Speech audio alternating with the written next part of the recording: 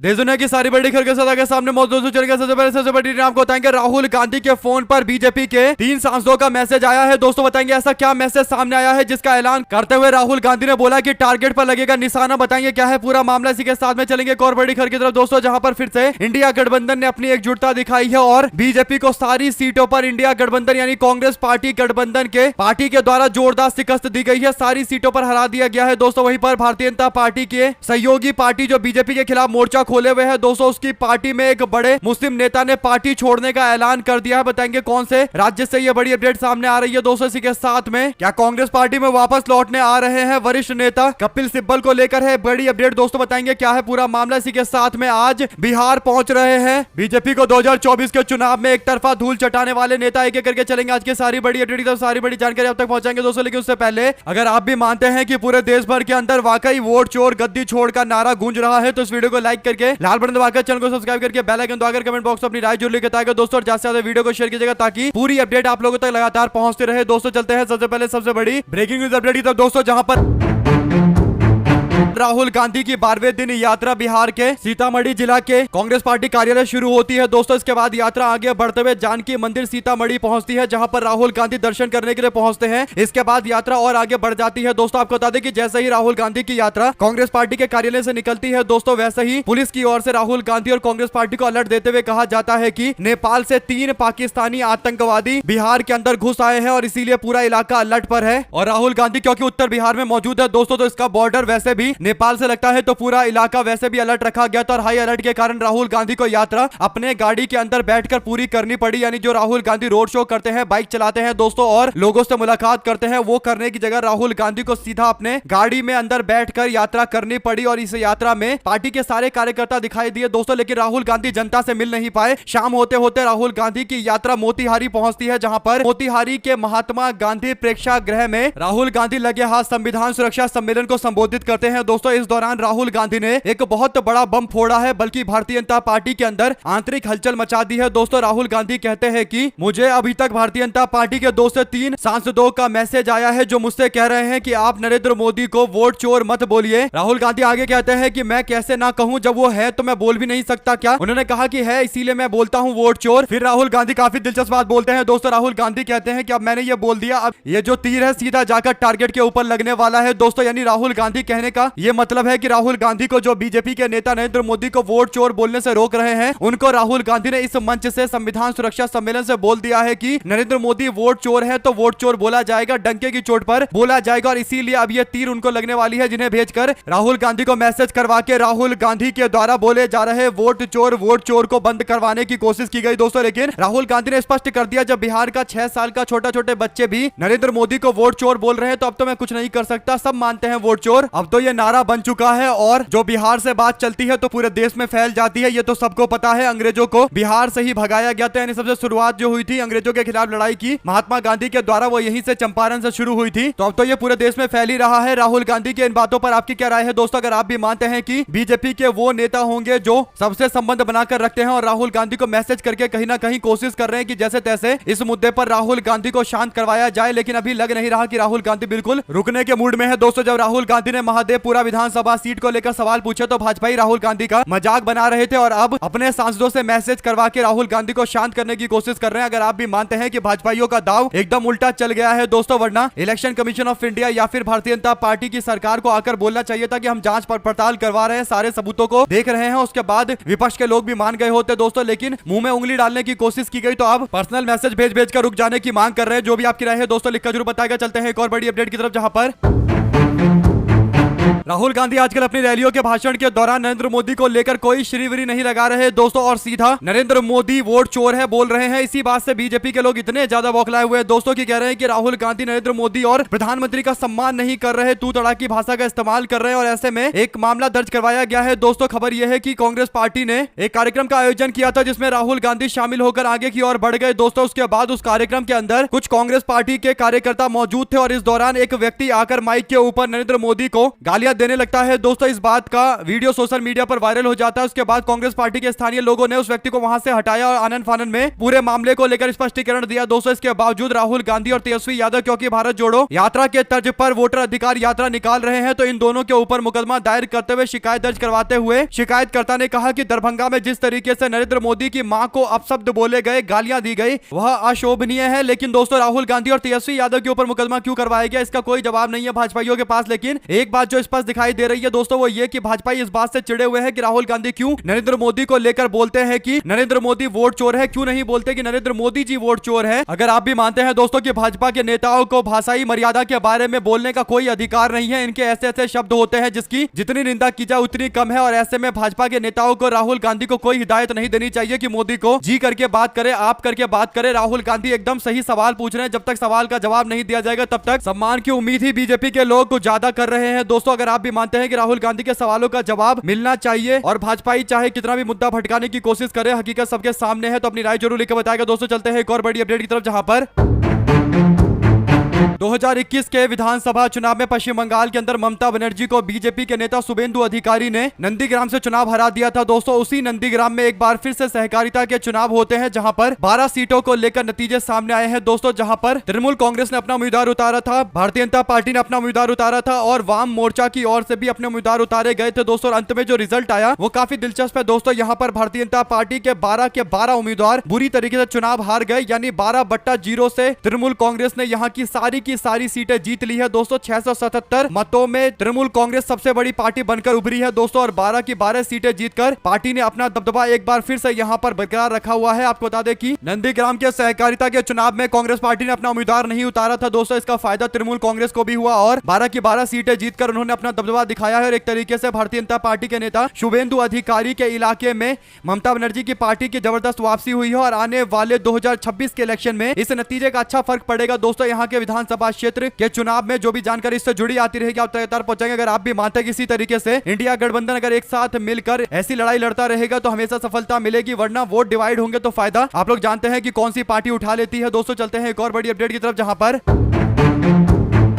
दावा किया जा रहा था कि बिहार के अंदर एनडीए गठबंधन में सीट बंटवारा हो चुका है। जो आंकड़े दिए गए हैं दोस्तों, उस आंकड़े के अनुसार नीतीश कुमार की पार्टी बिहार के अंदर 102 सीटों पर चुनाव लड़ेगी, जबकि भारतीय जनता पार्टी टोटल 101 सीटों पर चुनावी मैदान में उतरने वाली है दोस्तों, और 20 सीटें चिराग पासवान की पार्टी को मिलने वाली है, जबकि 10 सीटें उपेंद्र कुशवाहा की पार्टी और 10 ही सीटें जीतन राम मांझी की पार्टी को मिलने जा रहा है। जैसे ही ये खबरें अब चलने लगी दोस्तों, तो इस पर अब आखिरकार एलजेपी-आर के नेता यानी चिराग पासवान की पार्टी के नेता और सांसद अरुण भारती ने अपना जवाब दिया। बयान जारी करते हुए कहा कि हम लोग एनडीए गठबंधन में रहकर 43 से लेकर 137 सीटों पर चुनाव लड़ने को तैयार है। उन्होंने कहा कि एनडीए में फिलहाल सीटों का बंटवारा होने को लेकर कोई जानकारी नहीं है। इस मुद्दे पर चल रही हर तरीके की अटकलों को खारिज करते हुए कहा गया है कि उनकी पार्टी मिनिमम 43 सीटों पर चुनाव लड़ेगी। और सोचिए दोस्तों कि जो सीटों का डिस्ट्रीब्यूशन हुआ है उसके अनुसार तो दूर दूर तक इनको 43 सीटें नहीं मिलने वाली है। तो आखिर किस बात को लेकर ये क्लेम कर रहे हैं कि इनको 43 सीटों पर जीतने का लड़ने का मौका मिलेगा। अगर आप भी मानते हैं कि एलजेपी-आर वाले हवाबाजी कर रहे हैं, इनको जमीनी हकीकत नहीं पता, बमुश्किल 20 सीटें चिराग की पार्टी को मिलेगा बिहार चुनाव में लड़ने को, तो अपनी राय जरूर लिखकर बताएगा दोस्तों। चलते हैं एक और बड़ी खबर की तरफ, जहां पर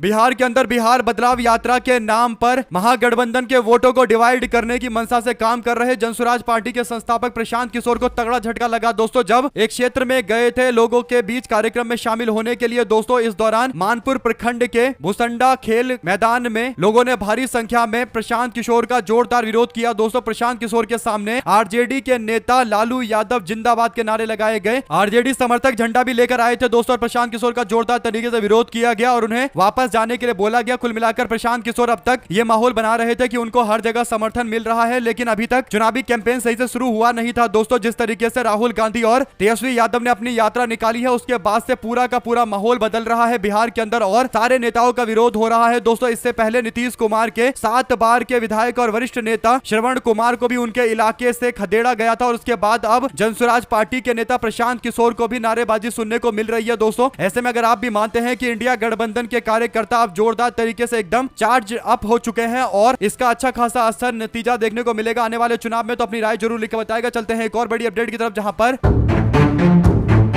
अगर 2022 का विधानसभा चुनाव सुहेलदेव भारतीय समाज पार्टी के नेता सुभाषपा के नेता ओम प्रकाश राजभर ने समाजवादी पार्टी के साथ मिलकर लड़ने की जगह बीजेपी के साथ मिलकर लड़ लिया होता दोस्तों, तो उनके एक दो विधायक भी नहीं होते, लेकिन सुभाषपा वालों को ज्यादातर समर्थन मुस्लिम और यादव समाज के लोगों का मिल गया। इसके बाद उनकी अच्छी खासी सीटें आ गई और अब इस पूरे मामले को लेकर कैबिनेट मंत्री ओम प्रकाश राजभर को महासचिव ने तगड़ा झटका दिया दोस्तों। उनके पार्टी के महासचिव इजहार अली ने पार्टी को झटका देते हुए अपने पोस्ट से इस्तीफा दे दिया और पार्टी की सदस्यता भी छोड़ दी दोस्तों। महासचिव इजहार अली ने कहा कि ओम प्रकाश यादव और मुस्लिम समाज के वोटों से चुनाव जीते थे, आज अल्पसंख्यक समाज कल्याण मंत्री बनने के बाद गाली गलोच कर रहे हैं, गालियां दे रहे हैं। इजहार ने आगे कहा कि सुभाषपा में परिवारवाद हावी हो गया है, दोनों बेटे और बहुएं सिक्योरिटी में चलती है और पार्टी के कार्यकर्ताओं को कुछ नहीं मिलता। यही नहीं, वो आगे कहते हैं कि पहले आपका जिंदाबाद बोला, जिंदाबाद किया, इसके बाद आपके बेटों का जिंदाबाद करेंगे, उसके बाद आपके पोतों का जिंदाबाद करेंगे और यही करते रह जाएंगे। इससे समाज के लोगों का क्या विकास होगा? इस पूरे मामले पर कई और सवाल उन्होंने खड़े किए हैं दोस्तों। इजहार अली ने अपना राजनीतिक सफर बीएसपी से शुरू किया था और ओम प्रकाश राजभर के काफी करीबी नेताओं में से एक है दोस्तों। यही बड़ा कारण है कि उनको बिहार में संगठन का प्रभारी भी बनाया गया था। ऐसे में धीरे धीरे करके लोग अपना अलग रास्ता देख रहे हैं दोस्तों। जिसको पता चल रहा है कि भारतीय जनता पार्टी के साथ में मौजूद ये जितनी भी छोटी छोटी पार्टियां हैं केवल अपने परिवार के भला करने में लगी पड़ी है। कई और एनडीए गठबंधन की पार्टियों का यही हाल धीरे धीरे करके होने वाला है दोस्तों। सबको अब हकीकत समझ में आने लगेगी। चलते हैं एक और बड़ी अपडेट की तरफ, जहां पर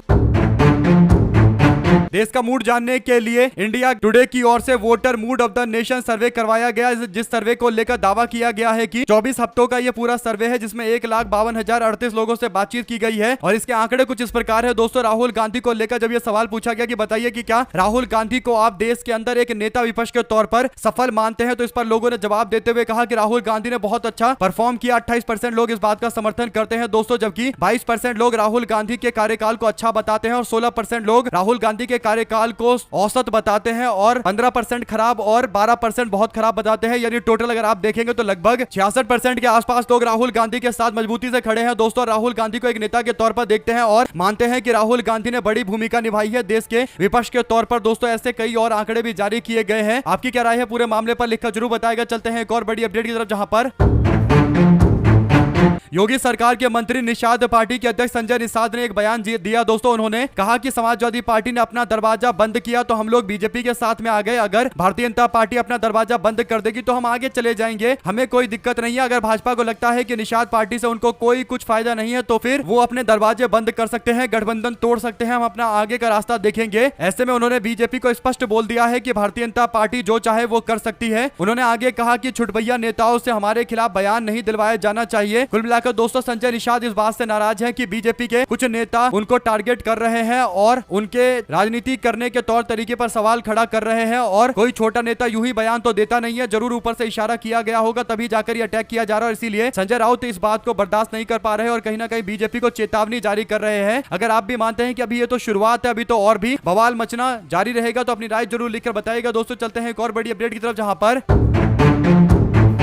अरविंद केजरीवाल एक प्रेस कॉन्फ्रेंस का आयोजन करते हैं दोस्तों। इस प्रेस कॉन्फ्रेंस के दौरान अरविंद केजरीवाल कहते हैं कि कांग्रेस पार्टी और बीजेपी की साठगांठ चल रही है, नहीं तो सोनिया गांधी जी और राहुल गांधी जी के ऊपर जो नेशनल हेराल्ड वाला मामला है उस मामले में तुरंत उन पर एक्शन होना चाहिए था, गिरफ्तार किया जाना चाहिए था। एकदम ओपन एंड शट केस है, यानी जो केस तुरंत सॉल्व हो सकता है उस तरीके का केस है, लेकिन कोई ऐसी कार्रवाई नहीं की जा रही है जिससे पता चलता है कि कांग्रेस पार्टी के साथ मिलकर बीजेपी काम कर रही है और दोनों एक दूसरे से मिले हुए हैं। जैसे ये बयान दिया गया दोस्तों, इस पर प्रतिक्रिया आई है कांग्रेस पार्टी के पूर्व नेता और अभी राज्यसभा के निर्दलीय सांसद कपिल सिब्बल का दोस्तों। कपिल सिब्बल कहते हैं कि अरविंद केजरीवाल के बयान पर कि जब आपने कई नेताओं पर आरोप लगाए थे तब कोर्ट ने आपको तलब किया था, अरविंद केजरीवाल जी आपको याद होगा, तब आपने कोर्ट में जाकर माफी मांगी थी और लिखित में भी माफी मांगी थी। आज फिर आप गांधी परिवार को लेकर बिना सबूत के आरोप लगा रहे हैं। यानी अरविंद केजरीवाल बड़े दिनों के बाद दिल्ली की राजनीति में नजर आए थे दोस्तों और प्रेस कॉन्फ्रेंस करते हुए ये बातें बोल रहे थे। यानी उनको टारगेट करना चाहिए था भाजपा को, नरेंद्र मोदी सरकार को, लेकिन टारगेट सोनिया गांधी जी और राहुल गांधी जी को कर रहे थे दोस्तों। यानी अपनी पुरानी राजनीति को रिपीट कर रहे थे अरविंद केजरीवाल। और सबको पता है दोस्तों, जैसा कि आप भी जानते हैं कि कपिल सिब्बल के खिलाफ जब अरविंद केजरीवाल ने झूठे आरोप लगाए थे तो फिर केजरीवाल को कपिल सिब्बल ने कोर्ट में घसीटा था और कोर्ट से माफी मंगवाई थी। यानी कोर्ट ने लिखित में माफी मांगने के लिए बोला था और अरविंद केजरीवाल ने पहली माफी अगर किसी नेता के सामने मांगी थी दोस्तों तो वो कपिल सिब्बल थे। और इसीलिए कपिल सिब्बल इस मामले में कूदे हैं और अरविंद केजरीवाल को हिदायत दे रहे हैं। अगर आप भी मानते हैं दोस्तों कि केजरीवाल को इस बात को ध्यान रखना चाहिए कि केजरीवाल की गिरफ्तारी गिरफ्तारी होते ही सबसे पहले राहुल गांधी की ओर से इस सवाल को उठाया गया था कि ऐसे कैसे किसी मुख्यमंत्री को अरेस्ट किया जा सकता है। राहुल गांधी के कई सारे सवाल ऐसे थे दोस्तों जो बीजेपी के लोग जवाब तक नहीं दे पाए और कहीं ना कहीं अरविंद केजरीवाल को पूरा सपोर्ट कांग्रेस पार्टी ने किया था और अब ये फिर से उल्टी सीधी बातें करने लगे हैं। दोस्तों कपिल सिब्बल के बयान पर आपकी क्या प्रतिक्रिया है, लिखिएगा जरूर। चलते हैं एक और बड़ी खबर की तरफ, जहां पर उत्तर प्रदेश के पूर्व मुख्यमंत्री और देश की तीसरी सबसे बड़ी पार्टी समाजवादी पार्टी के राष्ट्रीय अध्यक्ष अखिलेश यादव आज अपने समर्थकों के साथ में उत्तर प्रदेश आ रहे हैं। दोस्तों मोतिहारी से राहुल गांधी की फिर से यात्रा आज शुरू होने वाली है, जिसमें तेजस्वी यादव हमेशा के साथ मौजूद रहेंगे, हमेशा की तरह मौजूद रहेंगे और हो सकता है कांग्रेस के कुछ और नेता मौजूद रहे, लेकिन आज अखिलेश यादव आ रहे हैं दोस्तों। और अखिलेश यादव के आने का मतलब समाजवादी पार्टी के और भी जो बॉर्डर एरिया के सपोर्टर होंगे उत्तर प्रदेश वाले, वो भी इधर आएंगे दोस्तों। इससे माहौल और ज्यादा बड़ा होता हुआ दिखाई देगा। तीनों भाई एक साथ बड़े दिनों के बाद नजर आएंगे, अखिलेश यादव, तेजस्वी यादव और राहुल गांधी। और आज की जो रैली होगी दोस्तों हो सकता है ऐतिहासिक रैली हो और भारी भीड़ और बड़ा जनसैलाब देखने को मिले। आप क्या मानते हैं दोस्तों, अखिलेश यादव के आने से क्या उत्तर प्रदेश के साथ ही अब बिहार के अंदर भी इंडिया गठबंधन के अंदर एकजुटता के मजबूत संकेत जाएंगे या फिर कुछ और होगा? जो भी आपको लगता है लिखकर जरूर बताएगा दोस्तों। चलते हैं एक और बड़ी अपडेट की तरफ, जहां पर मणिपुर में कांग्रेस पार्टी के सांसद सप्तगिरी शंकर उल्का ने मणिपुर को नए सिरे से चुनाव की मांग करते हुए पार्टी ने राज्य के अंदर शांति और भाईचारे की वापसी की मांग की है। दोस्तों इंफाल में वोट चोर गद्दी छोड़ की राज्य स्तरीय रैली को संबोधित करते हुए कांग्रेस पार्टी के मणिपुर मामले के प्रभारी उल्का ने कहा कि हम यहां पर रैली इसलिए निकाल रहे हैं ताकि आपको पता चले कि देश में क्या हो रहा है। कांग्रेस पार्टी, हमारे नेता राहुल गांधी ये सुनिश्चित कर रहे हैं कि संविधान में निहित लोकतंत्र की रक्षा होनी चाहिए। वन मैन वन वोट का जो अधिकार बाबा साहब अंबेडकर ने दिया है, उस अधिकार को मजबूत करने के लिए, उस अधिकार को कोई छीन ना पाए, ये सुनिश्चित करने के लिए राहुल गांधी जी अपने सारे लोगों के साथ मैदान में उतरे हुए हैं। उन्होंने पार्टी के कई कार्यकर्ताओं को अपील की है कि वो राहुल गांधी का साथ दे और मणिपुर के अंदर भी इस मूवमेंट को आगे बढ़ाया जाए। दोस्तों साथ बीते दिन कांग्रेस पार्टी के मंच से आए बयान को लेकर जेपी नड्डा ने भी अपना बयान जारी किया है। दोस्तों जेपी नड्डा कहते हैं कि कांग्रेस की तथाकथित वोट अधिकार यात्रा में जिस तरह से कांग्रेस आरजेडी के मंच से देश के यशस्वी प्रधानमंत्री नरेंद्र मोदी जी की दिवंगत माता जी को गाली दी गई, यह घोर निंदनीय, भक्षणीय है और यह अभद्रता की सारी सीमा लांघ चुके दो शहजादों का बिहार की धरती पर बिहार की संस्कृति का तिरस्कार भी है। राहुल गांधी और तेजस्वी यादव को अविलंब इस कुकृत्य के लिए अविलंब माफी मांगनी चाहिए। दोस्तों ये बयान जेपी नड्डा का है, सोचिए ये ज्ञान दे रहे हैं दोस्तों, राहुल गांधी से माफी की अपील कर रहे हैं। दो शब्द जरूर लिखकर बताएगा। चलते हैं एक और बड़ी अपडेट की तरफ, जहां पर मोहन भागवत ने काशी और मथुरा पर शुरू हो रहे तमाम तरीके की चर्चाओं को लेकर एक बयान जारी किया है। दोस्तों मोहन भागवत कहते हैं कि आंदोलन का हम लोग समर्थन नहीं करेंगे, यानी काशी और मथुरा वाले आंदोलन का समर्थन नहीं करेंगे। स्वयं सेवक खुद अपने हिसाब से निर्णय लेंगे। कुल मिलाकर आरएसएस एक संगठन के तौर पर इसका सपोर्ट नहीं करेगा। आप क्या इस बयान पर अपनी राय देना चाहते हैं दोस्तों, लिखिएगा जरूर। इसी के साथ में योगी सरकार के कैबिनेट मंत्री संजय निषाद ने गोरखपुर में एक प्रेस कॉन्फ्रेंस की थी और बवाल खड़ा किया था। उसके बाद अब संजय निषाद ने उप मुख्यमंत्री ब्रजेश पाठक से मुलाकात की है। दोस्तों इस मुलाकात से उत्तर प्रदेश के अंदर जो चर्चा चल रही थी उसे लेकर और ज्यादा अलग अलग तरीके के कयास लगाए जा रहे हैं। उप मुख्यमंत्री ब्रजेश पाठक ने शिष्टाचार मुलाकात बताते हुए कहा है कि प्रदेश की समृद्धि और विकास को लेकर यह बातचीत हुई है। इसी के साथ में दोस्तों राजस्थान हाईकोर्ट ने बीते दिन एक बड़ा फैसला लेते हुए सब इंस्पेक्टर यानी एसआई भर्ती परीक्षा 2021 को रद्द कर दिया दोस्तों। और ये फैसला पेपर लीक के गंभीर आरोपों के बाद सुनाया गया, जिसने हजारों अभ्यर्थियों के भविष्य को अधर में लटका दिया दोस्तों। और कोर्ट ने अपने आदेश में राजस्थान लोक सेवा आयोग यानी आरपीएससी के सदस्यों की बड़ी संलिप्तता का भी जिक्र किया है दोस्तों। अब भर्ती रद्द होने के बाद कृषि मंत्री किरोड़ी लाल मीणा और नागौर के सांसद किरोड़ी लाल मीणा के बीच में क्रेडिट लेने की होड़ मच गई है दोस्तों। एक टीवी चैनल के दौरान दोनों के बीच में जमकर तू मैं हो गई, तू तड़ाके हो गई। दोनों ने एक दूसरे पर कई सारे आरोप लगाए। इस वीडियो का पूरा स्क्रिप्ट जो सामने आया है दोस्तों वो काफी दिलचस्प है। हनुमान बेनीवाल कहते हैं कि आपको सब जानते हैं डॉक्टर साहब, आप क्या करते हो। किरोड़ी लाल मीणा इस पर भड़क गए, कहने लगे मैं गांजा पीता हूँ, स्मैक बेचता हूँ, बदमाशों का साथ देता हूँ, कभी गहलोत के साथ कभी भजन लाल के साथ। किरोड़ी लाल मीणा कहते हैं कि ज्यादा मत बोलो, सारी पोल खोल दूंगा आज। हनुमान बेनीवाल बोले, कहा अरे छोड़ो डॉक्टर साहब, गया जमाना आपका, अब जान गए आपको लोग। किरोड़ी लाल मीणा इस पर भड़क जाते, कहते तुम लुटेरे हो, कागज दूं क्या, मेरे हाथ से लिए तुमने, पैसे लिए थे तुमने। हनुमान बेनीवाल कहते हैं अपनी औकात में रहो, काहे कि डॉक्टर साहब। किरोड़ी लाल मीणा बोले मैंने तुझे खड़ा किया था, तुझे बनाया था, सारी नेतागिरी भुला दूंगा। इस पर हनुमान बेनीवाल कहते हैं कि 1.5 साल से आप कहां थे, दिल्ली का टाइम मांगते रहते हो। किरोड़ी लाल मीणा और भड़क जाते हैं दोस्तों, कहते हैं मेरा मुंह मत खुलवाओ, पेपर लीक में आरएलपी का गठजोड़ सामने आएगा। हनुमान बेनीवाल कहते हैं अरे डॉक्टर साहब आप ही तो नेता हुए हैं राजस्थान के। इस पर किरोड़ी लाल मीणा और ज्यादा भड़क जाते हैं और कहते हैं ज्यादा मत बोल, सब कनेक्शन जोड़ दूंगा, तू दौसा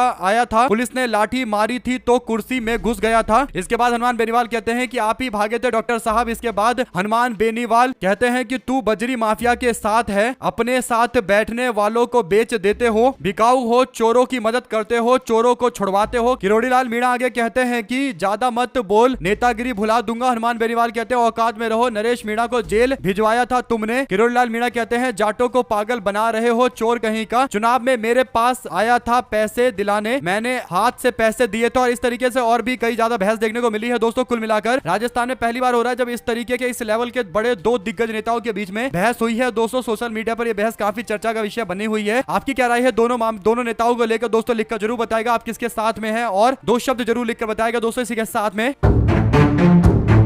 झारखंड हाईकोर्ट ने जमीन अधिग्रहण के एक मामले की सुनवाई के दौरान वरिष्ठ आईएएस अधिकारी को कड़ी फटकार लगाते हुए जज साहब ने जमकर कई सारे सवाल पूछे दोस्तों, जिसका जवाब नहीं दे पा रही थी। और इसके बाद वीडियो काफी ज्यादा वायरल है क्योंकि फटकार लगाई जा रही है दोस्तों, अमूमन ऐसा देखा नहीं जाता। आप लोगों की जो भी राय हो दोस्तों लिखकर जरूर बताएगा। हमारे साथ लगातार जुड़े रहेंगे। सभी दोस्तों का बहुत बहुत धन्यवाद। देख रहे थे आपका अपना चैनल जय हिंद, जय भारत, जय से ज्यादा। वीडियो को शेयर कीजिएगा दोस्तों। बहुत बहुत धन्यवाद।